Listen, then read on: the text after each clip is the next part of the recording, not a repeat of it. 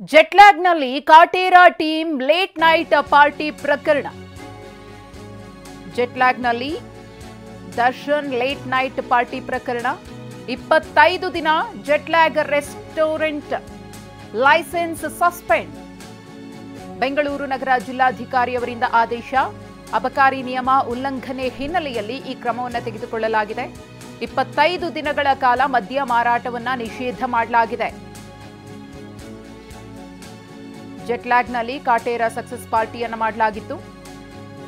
Late night party ಸಮಯ ಮುಗ್ದಿದ್ರೂ ಕೂಡ ಇವರು ಪಾರ್ಟಿಯನ್ನ ಮಾಡಿಕೊಂಡಿದ್ರು ಅನ್ನೋ ಆರೋಪ ಕೇಳಿಬಂದಿತ್ತು. ಈಗಾಗಲೇ ಈ ಪ್ರಕರಣಕ್ಕೆ ಸಂಬಂಧಪಟ್ಟಂತೆ ಯಾರ್ಯಾರು ನೋಟಿಸ್ ಅನ್ನ ಪಡೆದಿದ್ರು ಅವರೆಲ್ಲರೂ ಕೂಡ ವಿಚಾರಣೆಯನ್ನ ಎದುರಿಸಿದ್ದಾರೆ. ಇದೀಗ ಮತ್ತೊಂದು ಬೆಳವಣಿಗೆ ಏನಪ್ಪಾ ಅಂದ್ರೆ 25 ದಿನಗಳ ಕಾಲ ಜೆಟ್ಲ್ಯಾಗ್ ರೆಸ್ಟೋಬಾರ್ ಲೈಸೆನ್ಸ್ ಅನ್ನ ಸಸ್ಪೆಂಡ್ ಮಾಡಲಾಗಿದೆ.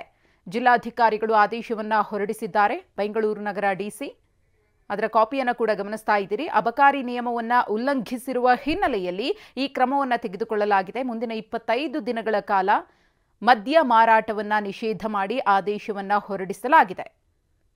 ಜೆಟ್ಲ್ಯಾಗ್ ಪಬ್ನಲ್ಲಿ ಕಾಟೇರಾ ಸಿನಿಮಾ ಸಕ್ಸಸ್ ಪಾರ್ಟಿಯನ್ನ ಒಂದಷ್ಟು ಮಂದಿ ಸೇರ್ಕೊಂಡು ಮಾಡಿದ್ರು.